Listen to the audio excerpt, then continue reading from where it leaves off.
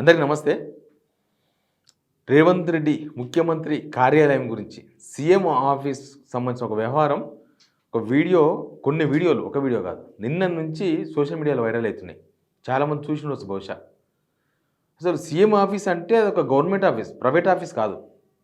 దానిలో గవర్నమెంట్ ఆఫీసర్లే ఉంటారు, సీఎందే నడవాలి. కానీ ఎవరో లేడీ అంట, ఆమెనే మొత్తం పెత్తనం చెలాయిస్తుందట. ఆమె ఏం చెప్తే అంతేనంట.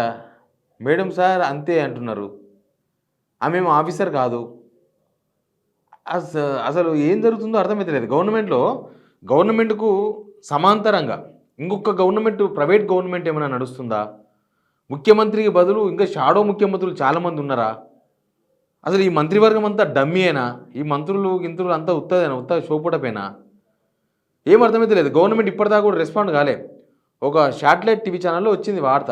ఆ వార్తను మరి బెదిరించిండ్రో ఏం చేసిండ్రో ఆ వార్త ఇప్పుడైతే ప్రైవేట్లోకి వెళ్ళిపోయింది. బట్ ఆ వార్త ప్రజలకు చాలా అవసరం.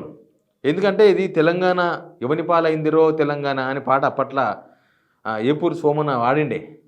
ఇప్పుడు అది వీళ్ళకి కరెక్ట్ షూట్ అవుతుంది. ఎవని పాలైందిరో తెలంగాణ అనే దానికి సమాధానం దొరికింది. ఇప్పుడు వీళ్ళ పాలైందని అర్థమవుతుంది. ఆంధ్ర అధికారుల పాలైంది, లేకపోతే ఇట్లా దందాలు చేసే వాళ్ళ పాలైంది అనేది అర్థమవుతుంది. అంతకుముందు రేవంత్ రెడ్డి వెనుక తిరిగి ఒక కార్పొరేషన్ చైర్మన్ పోలీసు వాళ్ళని అందరినీ ఎస్ బాస్ అనిపించుకుంటున్నాడనే వార్త బయటకు వచ్చింది. అదేమీ చర్యలు తీసుకోలే, అది ఆయన అట్లే ఉన్నాడు. ఇప్పుడు మళ్ళీ ఈ మేడం వ్యవహారం బయటకు వచ్చింది. ఏది జరిగినా సీఎం ఆఫీసులో ఏం జరిగినా సీఎంఏ, రాష్ట్రంలో ఏం జరిగిన ప్రభుత్వం సీఎంఏ బాధ్యుడు. సీఎం ఆఫీస్లో జరిగింది కూడా ఆయన చూసుకోలేకపోతేనో, లేకపోతే ఆయననే ఇట్లాంటి పనులు చేస్తున్నాడు అంటే ఇక మనం ఇంటి దొంగను ఈశ్వడైనా పట్టుకోలేడు అన్నట్టుగానే తయారైంది. అన్ని విషయాలు చెప్తాను నేను మీకు. వీడియో కూడా చూద్దాం. అంతకన్నా ముందు వీడియో షేర్ చేయండి, సబ్స్క్రైబ్ చేసుకోవడం మాత్రం మర్చిపోవద్దు. మీరు ఒక్క సబ్స్క్రైబ్ చేస్తే మనకు ఒక 10-20 మందికి వీడియో రీచ్ అవుతుంది. వాళ్ళు కూడా సబ్స్క్రైబ్ చేసుకోవచ్చు. అప్పుడు మనం స్ట్రెంత్గా ఇంకా మరింత బలంగా జనాల వాయిస్ని వినిపించే అవకాశం దొరుకుతుంది. ఈ వీడియో చూడండి. ఇది రాజ్ న్యూస్ తెలుగులో వచ్చిన వీడియో. ఇప్పుడు ఈ రాజ్ న్యూస్ తెలుగులో ఈ వీడియో యూట్యూబ్లో లేదు. ఇది వాళ్ళు ప్రైవేట్ చేసిండ్రు. మరి బెదిరింపులకు బెదిరుకొని ప్రైవేట్ చేసిండ్రా, లేకపోతే ఎందుకు ప్రైవేట్ చేసినారో తెలియదు. కానీ వీడియోలు మాత్రం బయటకు వచ్చేసినాయి. కొన్ని పేపర్లు కూడా క్యారీ చేసినాయి వార్తలు. ఇంగ్లీష్ పేపర్లో కూడా వచ్చినట్టు కనిపించింది నాకు వార్త. ఒకసారి రేవంత్ సీఎంఓలో ఎవరి మాధవి ఏమా కథ అని పెట్టిండ్రు వీళ్ళు.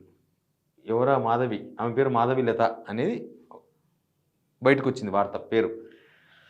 ఏంటంటే మేడం చెబితే వినాలా, సిఫారసులు లావాదేవీలు పోస్టింగుల్లో జోక్యం. అంటే ఐఏఎస్ ఆఫీసర్లు, ఎస్పీలు, జిల్లా కలెక్టర్లు ట్రాన్స్ఫర్లు మొత్తం మేడం కనసన్నలో నడుస్తున్నాయంట. మరి దీనికి ముఖ్యమంత్రి ఎందుకు బయటకు వచ్చి ఉత్తగా తొడలు కొట్టుకుంటా మీసాలు మేలేయడమేనా?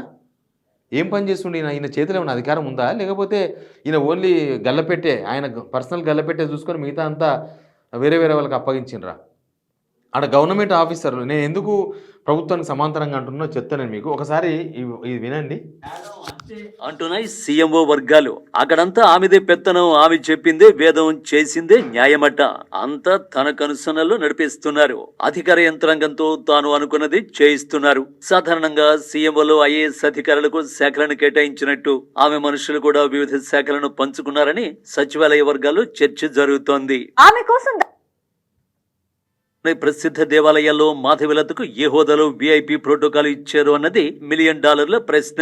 ఆమె చెబితే చాలు అనుకున్న చోట పోస్టింగ్ దక్కుతుందనే భ్రమతో పలువురు అధికారులు సైతం అంటకాగుతూ ఉండడం తీవ్ర చర్చనీయాంశంగా మారింది.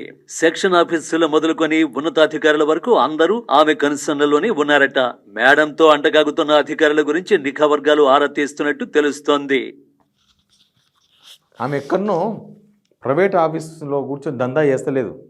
సీఎం ఆఫీస్, అసలు ఆయన ఆఫీసులో ఏం జరుగుతుందో ఆయన్నే తెలుసుకోకపోతే ఆయన ముఖ్యమంత్రి ఎందుకు, ఆయనకు అడ్మినిస్ట్రేషన్ ఎందుకు, ఆయనకి తెలంగాణ ఎందుకు చేతులు పెట్టినాము ఏం అర్థమైతే లేదు. తెలంగాణ మొత్తం చూసుకోవాల్సిన వ్యక్తి ఆయన ఆఫీసులో ఏం జరుగుతుందో ఆయన తెలుసుకోలేకపోతున్నాడు కాదు, ఆయన ఆఫీస్లోనే ఆయన గబ్బు పట్టిస్తున్నాడు ఆఫీస్నే. అంటే సీఎం ఆఫీస్ అనేది సెక్రటేరియట్ మొత్తం రాష్ట్రానికి ఒక హార్ట్. సీఎం ఐడియాలజీకి, సీఎం చేసే పనులకు, సీఎం తీసుకున్న నిర్ణయాలకు సీఎంఓ ఆఫీస్ కూడా ఒక హార్ట్. మరి ఎవరో వ్యక్తులు సీఎం తెలియకుండా రాలే. మేడం గారి ఎవరో స్నేహితుడు రేవంత్ రెడ్డి గారికి స్నేహితుడు అంట. రేవంత్ రెడ్డి గారు చాలా దగ్గరంట. ఆమె వచ్చి మొత్తం పోస్టింగ్లు ఆమెనంట, ట్రాన్స్ఫర్లు ఆమెనంట, ఏ ఫైల్ మూవ్మెంట్ చేయాలి, ఏ ఫైల్ వెనకకు పోవాలి, ఏ ఫైల్ రిజెక్ట్ చేయాలి, మొత్తం మేడం గారే డిసైడ్ చేస్తున్నారంట. మొత్తం ఆఫీసర్లంతా ఆమెనకనే తిరుగుతున్నారంట. ఆమెకు ఒక ప్రోటోకాల్ ఉందంట, వివిఐపి ప్రోటోకాల్. ఏ టెంపుల్కి పోయినా ఆమె వివిఐపి ప్రోటోకాల్ అమలవుతుందంట రాష్ట్రంలో. మొన్న గ్లోబల్ సమ్మిట్లో కూడా ఆమెనే ప్రధానమైన పాత్ర పోషించిందంట. ఇదంతా రేవంత్ రెడ్డికి తెలియకుండా జరగదు, వెరీ క్లియర్. ఎందుకంటే ఒక అన్నోన్ పర్సన్ అన్ని పనులు చేయలేరు. రేవంత్ రెడ్డి గారు తెలిసి రేవంత్ రెడ్డి గారే చేపిస్తున్నారు. అది ఎందుకు చేపిస్తున్నారు? Revanth Reddy CM office okay లేపడేసిండి దాన్ని. సీఎం ఆఫీస్ని ఎందుకు పెట్టుకున్నారు? పని లేక. మీరే పని చేయనప్పుడు, మీ ఆఫీసే పని చేయనప్పుడు, మీ ఆఫీస్లో ఏం పని కానప్పుడు నేను చెప్పలే, అన్ని ఫైల్స్ సీఎం ఆఫీస్లో మొత్తం మూలకు పడిపోయినాయి. సీఎం దగ్గరికి పోయినాయి. విద్యాశాఖకు సంబంధించిన ఫైల్ కానీ, హోంశాఖకు సంబంధించిన ఫైల్ కానీ, మున్సిపల్ డిపార్ట్మెంట్ ఫైల్ కానీ సీఎం ఆఫీస్కి పోయిందంటే కథం. ఇంకా అది రాదంటే తిరిగి అంత బిజీగా ఉన్నాడు. 18 గంటలు మేలుకే ఉండి మరి ఎవరితోనూ చాటి చేస్తున్నాడు. ఏం చేస్తున్నాడు ఆయన? ఏం పని చేస్తున్నాడు ముఖ్యమంత్రి గారు? మన ముఖ్యమంత్రి 18 గంటల టైం ఎవరికి పెడుతున్నాడో అర్థమైతే లేదు అసలు. ఇక ఇట్లాంటి వాళ్ళని అందరినీ ఆఫీసులో పెట్టుకున్నాడు. ఆల్రెడీ ఆంధ్రా నుంచి వచ్చిన, ఆంధ్రాలో రిటైర్మెంట్ అయిన ఆఫీసులు, అది కూడా ప్లాంటెడే. అక్కడ చంద్రబాబు నాయుడు లేకపోతే అక్కడ ఇంకెవరో, ఈయనకు అంత చూసినాం కదా టీడీపీ బ్యాచ్ ఎట్లుంటుంది. ఈయన టీడీపీ సీఎంఓ బీజేపీ సీఎంఓ కూడా ఎవరికి అర్థం కానీ ముచ్చాడు. ఇప్పుడు తిరుపతికి పోయిండు ఆయన. మొత్తం టీడీపీ వాళ్ళు అందరూ వచ్చి అచ్చెన్నాయుడు గిచ్చెన్నాయుడు అందరూ వచ్చి పసుపచ్చ బొకేలు ఇచ్చి తీసుకొని పోయినారు. చాలాసార్లు మన రాష్ట్రానికి వేరే రాష్ట్రాల ముఖ్యమంత్రులు వస్తారు తెలుసా? వచ్చేది తెలియదు, పోయేది తెలియదు, అంతే ఉంటుంది. కానీ ఈయన పోతే మాత్రం టీడీపీ వాళ్ళు అంతగానం వచ్చి స్వాగతం పలికినరు. ఇంకా వాళ్ళు చెప్తే ఈయన నడవదా? తెలంగాణ వాళ్ళు చెప్తే నడవదు, కానీ ఆంధ్ర వాళ్ళు చెప్తే నడవదా? 100% నడుస్తుంది. అందుకే సీఎం ఆఫీస్లో అక్కడ రిటైర్మెంట్ కావాలి, ఇక్కడ రావాలి, ఇక్కడ వచ్చి సీఎం ఆఫీస్లో కార్యదర్శులుగా, స్పెషల్ సెక్రటరీలుగా, పర్సనల్ సెక్రటరీలుగా పోస్టులు తీసుకోవాలి. నెలకు 2-2.5 లక్షల జీతం తీసుకోవాలి. వాళ్ళకి జీతం పెద్ద మ్యాటర్ కాదు. తెలంగాణ గవర్నమెంట్ మొత్తం హ్యాండిల్ చేయాలి. మొత్తం అసలు ఈయన రిమోట్ సీఎం లాగా కనిపిస్తున్నాడు రేవంత్ రెడ్డి. మనమేమో అచ్చమైన సీఎం అనుకున్నాం, కానీ ఈయన రిమోట్ సీఎం లాగా కనిపిస్తున్నాడు. రిమోట్ ఎవరి చేతుందో అర్థమైతలేదు. లేకపోతే ఇవన్నీ ఏంటిది? సీఎం ఆఫీస్లో ఇట్లాంటివన్నీ జరుగుతాయా? ఈమెకి ఏం ప్రోటోకాలు ఏంది అసలు? ఆ మామూలుగా సామాన్య జనాలకైతే ఏం ప్రోటోకాల్ ఉండదు, సామాన్య జనాలైతే ఏం చేయలేని సిచ్యువేషను. కానీ సీఎం ఆఫీస్లో ఏం జరుగుతుంది? సీఎం ఎందుకు ఇవన్నీ ఎంకరేజ్ చేస్తున్నాడు? ఈమె ఇప్పుడు ప్రభుత్వం తరఫున కార్యదర్శులు ఉంటారు, సెక్రటరీస్ ఉంటారు, ఐఏఎస్లు. వాళ్ళతో పాటు సమాంతరంగా ఒక ప్రైవేట్ వ్యక్తులు కూడా ఉన్నారంట ప్రతి శాఖల. ఈమె మనుషులు అంట, ఈమెనే చూస్తారంట, వాళ్ళందరికీ హెడ్ ఈమె. అంటే ఈమె ఇంకొక సీఎం అనమాట, మహిళా సీఎం ఆడ. తెలంగాణకు ఒక మహిళా సీఎం వచ్చిందనమాట. ఎవరు తెలియదు ఈ విషయాలు మనకు. ఈమెనే మొత్తం మేనేజ్ చేస్తుందంట. ఈమెనే ఇక గవర్నమెంట్కు సమాంతరంగా ఇంకొక ప్రైవేట్ గవర్నమెంట్ నడుపుతున్నారు. యాక్చువల్గా గవర్నమెంట్ రాకముందే రేవంత్ రెడ్డి గారి మీద ఒక బలమైన ఆరోపణ ఉంది. అది పోగొట్టుకునే ప్రయత్నం చేయలే, దాన్ని ఇంకా డెవలప్ చేసే ప్రయత్నం చేస్తున్నారు. ఏంది అని అంటే, గవర్నమెంట్లో రిటైర్ అయిన ఉమ్మడి ఆంధ్రప్రదేశ్ నుంచి గవర్నమెంట్లో రిటైర్ అయిన ఎంఆర్ఓలు, ఆర్డీఓలు చక్కగా పోయి రేవంత్ రెడ్డి ప్రైవేట్ ఆఫీస్లో జాయిన్ అవుతారు. వాళ్ళకి గవర్నమెంట్లో ఏమేం జరిగినాయో తెలిస్తే కదా, గవర్నమెంట్ జాగాలు ఎటు పోయినాయి, ఎటు వచ్చినాయి, ఏం రిజిస్ట్రేషన్లు అయినాయి అన్నీ తెలిస్తే, లెక్కలు తెలిస్తే కదా. ఆ విషయాలన్నీ రేవంత్ రెడ్డి గారు చెప్తారు. రేవంత్ రెడ్డి గారు ఆర్టీఐ చేస్తారు. ఆర్టీఐ చేసిన తర్వాత అవతలోనో బెదిరించో, బ్లాక్మెయిల్ చేసో డబ్బులు వసూలు చేస్తారు. ఇది రేవంత్ రెడ్డి గారి మీద ఉన్న ప్రధానమైన ఆరోపణ. ఇది అబద్ధమని ఆయన ఎప్పుడు చెప్పలేదు రేవంత్ రెడ్డి ఇప్పటిదాకా. ఇప్పుడు ఆ వ్యవహారం అంతా కూడా ఇప్పుడు అఫీషియల్గా చేస్తున్నారు. అంతకుముందు అన్అఫీషియల్గా చేసేవాళ్ళు, ఆర్టీఐ చేసి 30 రోజులు వెయిట్ చేసి చేసేవాళ్ళు. ఇప్పుడు అవన్నీ ఏమి లేవు, డైరెక్ట్ అఫీషియల్గా ఇట్లాంటి వాళ్ళందరినీ పెట్టుకొని ఆఫీస్లో ఎవరెవరో ఉన్నారంట అక్కడ. చాలామంది ఉన్నారు. ఏవి రెడ్డి అంట, అనిల్ రెడ్డి అంట, రకరకాల పేర్లు వినిపిస్తున్నాయి. అందరూ బినామీలా. అది ప్రైవేట్ వ్యక్తులు, సీఎంఓ నిండా ప్రైవేట్ వ్యక్తులు. ఏం పని ఉంది? ఐఏఎస్లకు సమాంతరమైన ఐఏఎస్లే వాళ్ళ కింద పనిచేస్తారంట. వాళ్ళ ఐఏఎస్లు చదివి కూడా వేస్ట్. వీళ్ళు కష్టపడి గ్రూప్ 1 రాసి ఐఏఎస్లు చదివి వేస్ట్ ఇప్పుడైతే. ఎందుకంటే వాళ్ళందరూ అక్కడ 10th క్లాస్ ఫెయిల్ అయిన వాళ్ళు, డిగ్రీ చదివిన వాళ్ళు, ఈ మేడం గారు ఏం చదివినరో వాళ్ళ కింద పనిచేస్తున్నారు ఇప్పుడు వాళ్ళ పని అంతా ప్రైవేట్ వాళ్ళతో పెట్టి వాళ్ళతో పని చేయించుకుంటున్నారు. నేను ఇంతకుముందు ఒకసారి వీడియో చేసిన, షాడో క్యాబినెట్ అని. అంటే రేవంత్ రెడ్డి గారు షాడో క్యాబినెట్. ఈ మంత్రులు కాదు. ఇప్పుడు ఒక శాఖకు ఒక మంత్రి ఉంటాడు, రెవెన్యూ డిపార్ట్మెంట్కు ఒక మినిస్టర్ ఉంటాడు. ఆయన పని ఆయన చేస్తుంటాడు. కానీ అక్కడ ఇంకొక మినిస్టర్ ఉంటాడు, ఆయన పబ్లిక్ మినిస్టర్ కాదు, రేవంత్ రెడ్డి మినిస్టర్. వాళ్ళందరికీ ఈ మేడులాగా ఉంది మేడం. లేకపోతే ఆమెకి ఎందుకు అది చేస్తారు? కిలాడి లేడీ అని రాశారు పేపర్లో. రాష్ట్రంలో అత్యంత కీలకమైన ముఖ్యనేత అంటే రేవంత్ రెడ్డే. ముఖ్యనేతకు కరీంనగర్ చెందిన వ్యక్తితో మంచి స్నేహం ఉంది.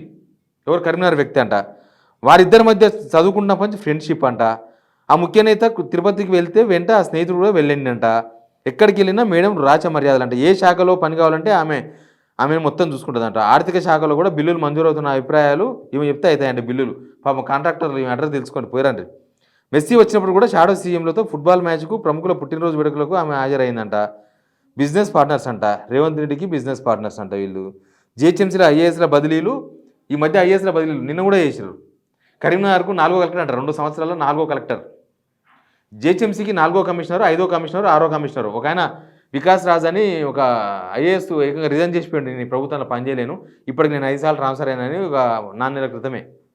అది ఈయనకే ఎక్స్పీరియన్స్ లేదు, రేవంత్ రెడ్డికే జీరో ఎక్స్పీరియన్స్.